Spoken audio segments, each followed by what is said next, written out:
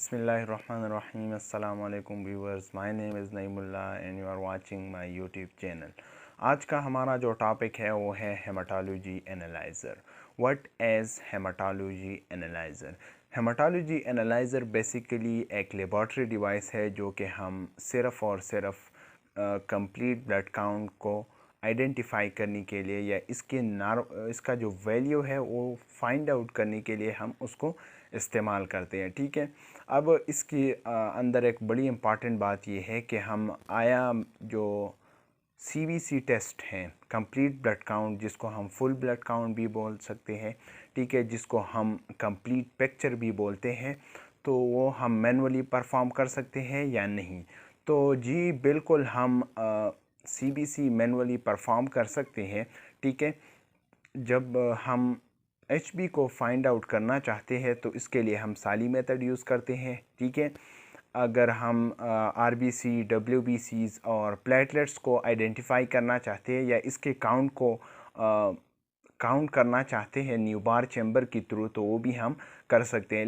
लेकिन इसके लिए जो डिफरेंट सोल्यूशन यूज़ होते हैं, फॉर एग्जांपल टर्क सोल्यूशन है, हीम सोल्यूशन है, ठीक है, इस तरह के सोल्यूशन हम उसके लिए यूज़ करते हैं. ठीक है. तो वो हम न्यूबार चैम्बर के थ्रू फाइंड आउट करते हैं या काउंट कर देते हैं और उसको हम मल्टीप्लाइंग फैक्टर के साथ मल्टीप्लाई कर देते हैं. फिर हम उससे जो वैल्यू है वो एक्सट्रैक्ट कर देते हैं. ठीक है. अब हम आते हैं कि आया हम जो MCH है या हेमाटोक्राइट्स है, MCHC है, ये सारी की सारी चीज़ें हम फार्मूला से डिराइव कर सकते हैं. ठीक है. तो हम मैनुअली भी CBC परफॉर्म कर सकते हैं, लेकिन अगर हम देख ले तो CBC हम हेमाटोलॉजी एनालाइज़र के थ्रू हम परफॉर्म कर सकते हैं. लेकिन सबसे पहली और इम्पॉर्टेंट बात यह है कि हमने कौन से ट्यूब के अंदर CBC के लिए जो सैंपल लेना है वो कौन से ट्यूब के अंदर लेना है, आया हमने उसको किस तरह मिक्स करना है. ठीक है. तो जब भी हम ब्लड कलेक्ट कर देते हैं थ्रू बटरफ्लाई या थ्रू सिरिंज या थ्रू मल्टीपल नीडल, जो भी तरीके से आप कलेक्ट कर देते हैं, लेकिन फिर आपने क्या करना है, ADTA ट्यूब के अंदर आपने डालना है, क्योंकि ADTA ट्यूब के अंदर हमारे पास एंटीकोगुलेंट प्रेजेंट होते हैं. जब भी हम एंटीकोगुलेंट के अंदर ये ब्लड डाल देते हैं तो इसके अंदर क्या हो जाता है कि इसके अंदर जो एंटीकोगुलेंट है और हमने जो ब्लड डाला है उसको हम मिक्स कर देते हैं. लेकिन हमने टेल्टिंग करना है. टेल्टिंग जो थोड़ा बहुत हिलाना होता है, ऐसा नहीं करना कि आपने शेक करना है जिस तरह हम जूस को कर देते हैं. ठीक है. क्योंकि इससे क्या हो जाता है, इससे हेमोलिसिस होता है. जब भी हमारे पास हेमोलिसिस हो जाता है तो उसमें हमारे पास RBC काउंट या जितनी भी वैल्यूज़ हैं वो डाउनफॉल हो जाता है या इसका जो रिज़ल्ट है वो अनएक्सपेक्टेड आ जाता है हमारे पास. दूसरी बड़ी इम्पॉर्टेंट बात यह है कि जब भी आप लैब के अंदर उस सैंपल को ले जाते हैं, घर से या आउट सैंपल है, तो आपने मिक्सर के अंदर रखना है. मिक्सर के अंदर आपने तकरीबन 4 या 5 मिनट के अंदर तक रखना है, क्योंकि जो एंटीकोगुलेंट है या जो जिससे प्लाज्मा एक्सट्रैक्ट हुआ है तो वो पूरी तरह मिक्स हो जाए, वरना इसकी वैल्यू और जो पूरी तरह मिक्स हो गया जो पूरी तरह मिक्स सैंपल है उसके अंदर या उसके वैल्यू के अंदर पूरा डिफरेंस आपको नज़र आएगा. अगर आप लैब के अंदर है तो आप प्रैक्टिकली परफॉर्म करें तो आपको अंदाज़ा हो जाएगा कि इसके अंदर कितना डिफरेंस आया हुआ है. ठीक है. अब हम आते हैं कि ये जो CBC है ये हम किस पर्पस के लिए इस्तेमाल कर सकते हैं. तो इससे हम अगर हम HB की बात करें तो इससे हम एनीमियास के बारे में पता लगा सकते हैं. लेकिन अब हम ये कौन सी टाइप का एनीमिया है, अगर मैक्रोसाइटिक है, माइक्रोसाइटिक है या नार्मोसाइटिक एनीमिया है, तो ये हम MCV पे डिपेंड कर देता है. ठीक है. 80 to 96 ये नॉर्मल रेंज है MCV का. ठीक है.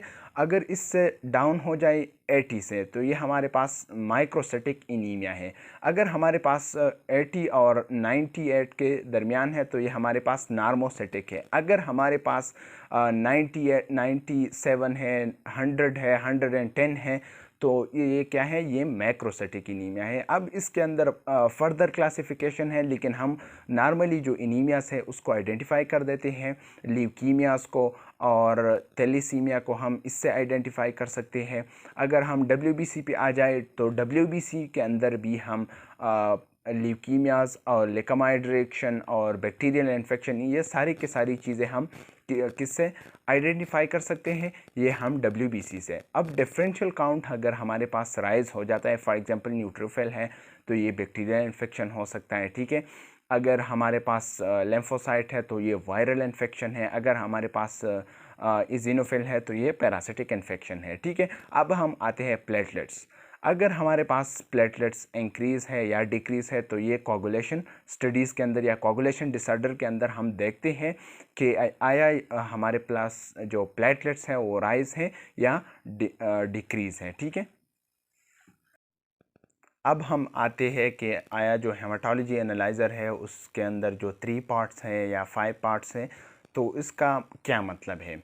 सबसे पहले अगर हम 3 पार्ट्स की बात करें तो 3 पार्ट्स के अंदर अगर ये सारे के सारे जो बाकी वैल्यूज़ है, फॉर एग्जांपल HB है या WBC काउंट है या प्लेटलेट्स है या RBC है, MCV है, MCHC है, MCH है या जो RDW है या जो हेमेटोक्रेट्स है, जो भी जितनी भी वैल्यूज़ है वो सेम रहेगा।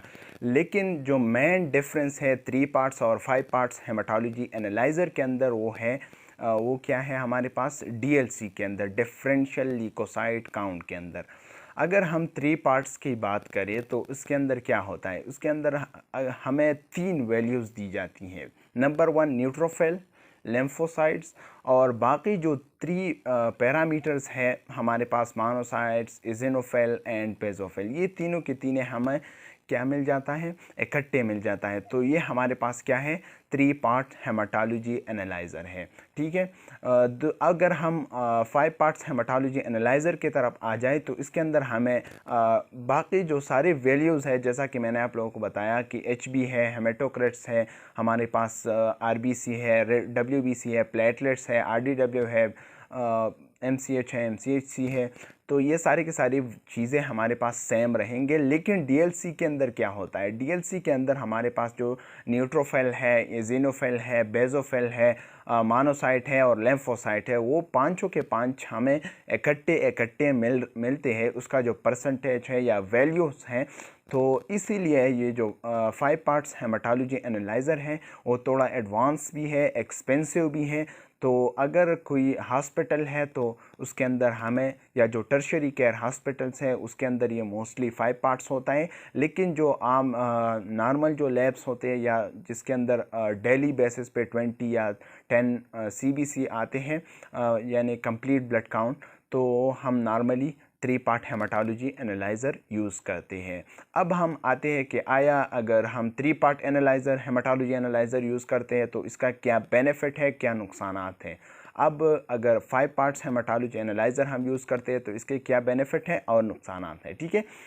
तो सबसे पहले अगर हम आ जाए benefits of 3 parts haematology analyser, इसके अंदर हम ये बात करें कि अगर नॉर्मल क्लिनिकल लेबॉर्ट्री है जिसके 5 या 10 पेशेंट हैं डेली बेसिस पे, ये तो ये थोड़ा सा एक्सपेंसिव, इतना एक्सपेंसिव नहीं है, ठीक है, नंबर 1। दूसरी बड़ी चीज़ ये है कि अगर आप टेक्निकली बहुत स्ट्रांग हैं, अगर आपकी इतनी वर्थ है, आपके अंदर इतनी पावर है कि आप ख़ुद DLC परफॉर्म कर सकते हैं, तो आप क्या करें, मैनुअली परफॉर्म करें। तो आपको 5 पार्ट्स हेमाटोलॉजी एनालाइज़र लेने की कोई ज़रूरत नहीं है।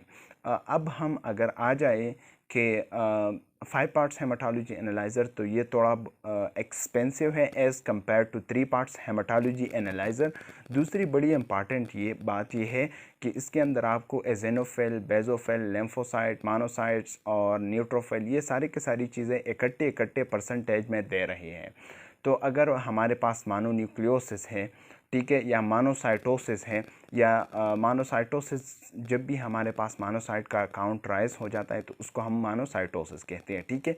अगर लिम्फोसाइटोसिस है, न्यूट्रोपीनिया है हमारे पास, या लिम्फोसाइटोसिस है, तो उसको हम क्या कर सकते हैं, आइडेंटिफाई कर सकते हैं, क्योंकि हमारे पास जो लिम्फोसाइट है या न्यूट्रोफिल है या जो भी चीज़ है, अगर हमारे पास राइज हो जाता है तो इससे हमें अंदाज़ा होता है। अगर आपके अंदर पैरासाइट्स है, आपके बॉडी के अंदर आपको पैरासिटिक इन्फेक्शन है, लेकिन आप 3 पार्ट्स हेमाटोलॉजी एनालाइज़र यूज़ करते हैं, तो ये आपको क्या देगा, मोनोसाइट, इज़िनोफिल और बेसोफिल तीनों इकट्ठा देगा। तो फिर आपने क्या करना है, आपने डेफिनेटली मैनुअल डीएलसी पे जाना होगा।